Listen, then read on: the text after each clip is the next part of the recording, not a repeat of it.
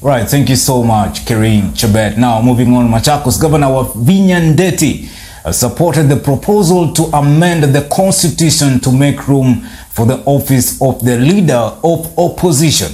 Speaking in her office in Machakos, Wavinya, however, warned the president against starting a process that does not follow the procedures to change the constitution. Waza ati kusema mtu anapunguzwa nini? Unapunguzwa nguvu. Unapunguzwa nini? It is your right. Patiwa pesa na ufanye kazi bwana. Yeah. Wacha sisi ni opposition, tupatiwe pesa, tufanye kazi, tu check serikali ya Ruto. Lazima ipite bunge ndio official opposition iweze kupata nini? Pesa. Mimi ningewaambia hiyo ikija tupitishe kama kesho. Ndio tuweze kucheckmate. Tucheck hii serikali ya Mheshimiwa Ruto. Process ifuatwe. Ndio haya mambo yaweze kwenda nini? Vizuri. I'm sure hata yeye aliona zile loopholes sisi tulifanya. So I'm asking him, don't fall into the same loopholes. Zile sisi tuliingia, BBI ikafanya nini? Ikaanguka. He must have learned from us. So he should not make the same mistake. It is good for the opposition.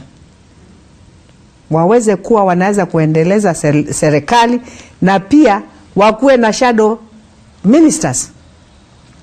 Tunaelewana? Shadow ministers wakucheck hawa ministers wengine. Kwa hivyo it is good. By the way, hiyo ni ku strengthen democracy katika hii Kenya.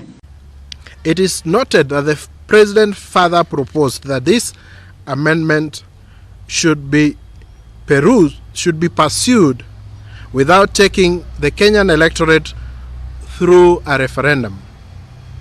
As the Law Society of Kenya, we are astounded by this move by the president, given that the amendments will affect the overall structure of parliament and the executive. The Constitution is very clear on the means of amending the Constitution with Article 255, providing the matters that require a referendum, and any amendment not related to matters mentioned in Article 255(1) are to be enacted by Parliament or by popular initiative. If an amendment touches on the national values and the principles of governance provided for in Article 10 of the Constitution, then they must go through a referendum. It is noted that the amendments as proposed by the President fall under the scope that require a referendum. And if pursued by way of the President's proposition, then the sovereignty of the people of Kenya would be undermined. In a democratic society that Kenya is, sovereignty starts with the people.